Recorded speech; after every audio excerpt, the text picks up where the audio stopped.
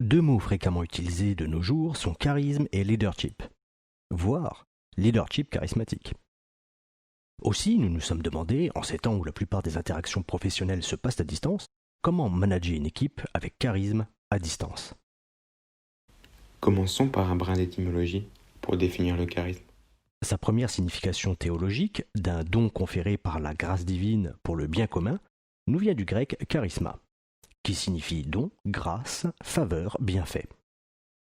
Par extension, une autre signification a vu le jour, la qualité d'une personne qui a le don de plaire, de s'imposer dans la vie publique. Lorsque l'on parle d'un dirigeant ou d'un manager charismatique, on se réfère plus largement à la qualité de s'imposer, de susciter l'adhésion, voire une certaine fascination d'un groupe. Pourquoi, me direz-vous peut-être, ne pas laisser le charisme à la vie publique et s'intéresser au charisme en management ? Eh bien, parce que des études ont démontré qu'il est presque aussi efficace de délivrer un discours charismatique que de promettre une prime, et qu'une prime a un effet de court terme sur l'engagement. Or, le charisme épargne des coûts, et sa source risque moins de se tarir en ces temps où l'on nous promet une récession historique.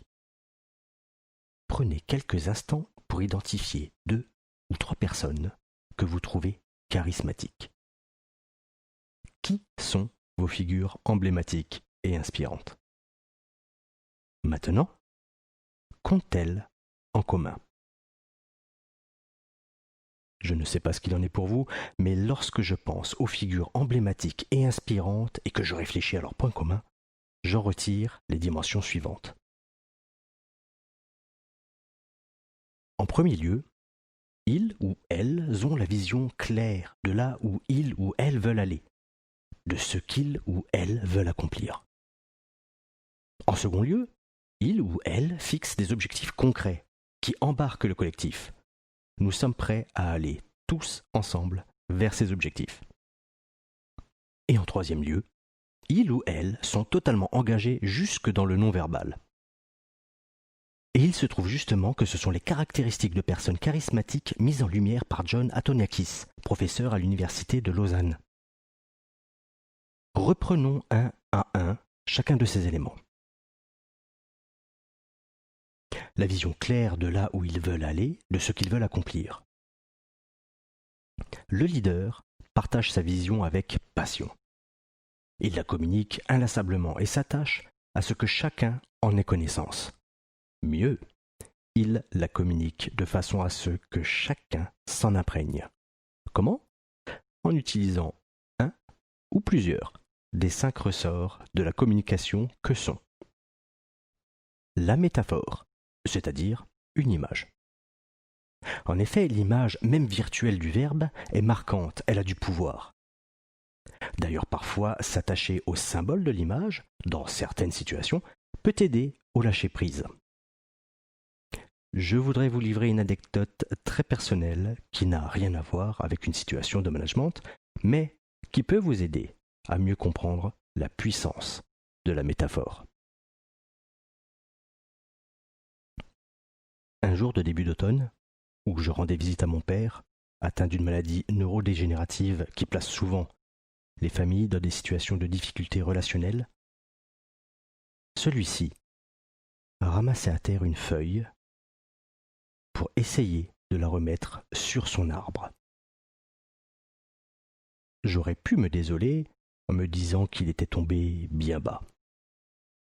Au lieu de cela, j'ai compris qu'il me disait sa peur de mourir. Dans nos formations à la prise de parole en public, nous consacrons un moment à l'utilisation des couleurs. Il est reconnu que la couleur agrémente notre quotidien, nourrit nos sens, nous procure de la joie, telle l'expression « voir la vie en rose » ou suscite de la tristesse, telle l'expression « broyer du noir ».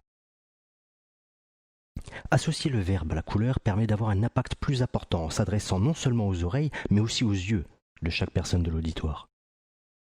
Comme avec l'image, mettre en éveil sentiments et émotions et agir directement sur l'attention permet de garder en haleine, de toucher plus facilement l'audience et de créer un impact émotionnel.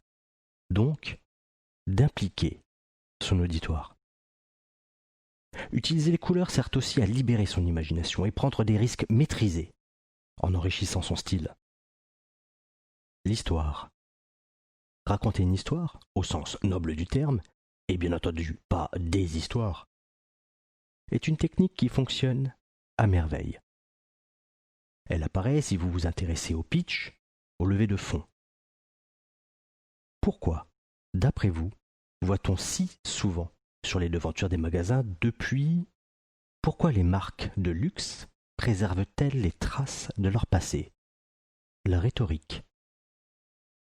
Cette figure de style qui consiste à poser une question dont on n'attend pas vraiment la réponse, cette dernière étant connue par celui qui la pose, est aussi une façon de partager une vision claire. Les effets de contraste. Il s'agit ici de présenter deux situations extrêmes, l'une étant enviable et l'autre beaucoup moins. Venons-en maintenant à la fixation d'objectifs concrets. Une fois que la vision est installée, quand bien même il conviendra de la rappeler sans relâche, il faut mettre en mouvement, transformer le pourquoi en comment. Le manager soit suivi de façon volontaire dans les deux sens du terme, c'est-à-dire à la fois de façon voulue et fermement décidée, il faut qu'il ait su créer du lien. C'est-à-dire mettre de la parité humaine et montrer ses valeurs, ses convictions, bref, qu'il ait su établir la confiance en montrant ce qui le pousse à agir, pourquoi cette action le touche, le concerne, est important pour lui au-delà du seul succès en tant que manager.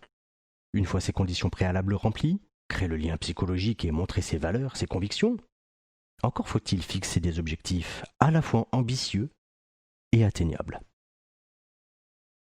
Pourquoi ambitieux? Eh bien parce que si l'objectif est trop facilement atteignable, il n'y a pas de raison de se mettre en mouvement. C'est-à-dire qu'il n'y a pas de motivation à l'atteindre. Pourquoi atteignable? Eh bien parce que s'il ne l'est pas, il n'y a pas non plus de raison à se mettre en mouvement, d'investir du temps et de l'énergie pour un but que je n'atteindrai pas de toute façon. Il s'agit là de mesurer pleinement les ressources et les talents de l'équipe et des membres de l'équipe. Pour cela, l'outil innovant Map & Match a démontré son efficacité. Fixer un juste niveau d'objectif est primordial pour qu'il soit approprié de façon écologique par chacun des membres de l'équipe. C'est ce qui permettra qu'il soit fait le leur et donc qu'il puisse être atteint. Un objectif écologique est un objectif qui respecte le système familial, professionnel, social dans lequel une personne vit. La troisième est l'engagement jusque dans le non-verbal. Repensez quelques instants aux figures emblématiques et inspirantes que vous avez identifiées au début de cette vidéo.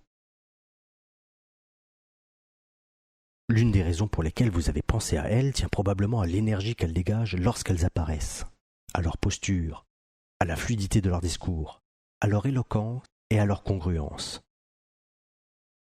Bref, entraînez votre compétence à la prise de parole en public et surtout, soyez sincère. Pour finir sur ces dimensions, elles sont toutes trois opérantes, même à distance. Vous n'êtes pas convaincu par la troisième dimension et vous vous demandez comment la mettre en œuvre à distance. Eh bien, pensez aux personnes qui ont une belle qualité de présence à la télévision ou sur vos vidéos YouTube préférées, ou bien encore aux amis dont vous aimez entendre le sourire naturel et spontané au téléphone. Le rapport au temps est une question que la plupart des leaders travaillent. Se prévoir des plages de récupération lorsque vous êtes amené à enchaîner les réunions, prendre le temps de faire votre entrée lorsque vous arrivez dans une salle de réunion. Si vous en êtes l'organisateur, soyez le premier. Ou demandez à quelqu'un de l'équipe d'accueillir les autres membres si vous anticipez que ce n'est pas possible. Sont des pratiques efficaces. Nous espérons que cette vidéo vous aidera. N'hésitez pas à nous interroger ou à partager vos pratiques avec nous.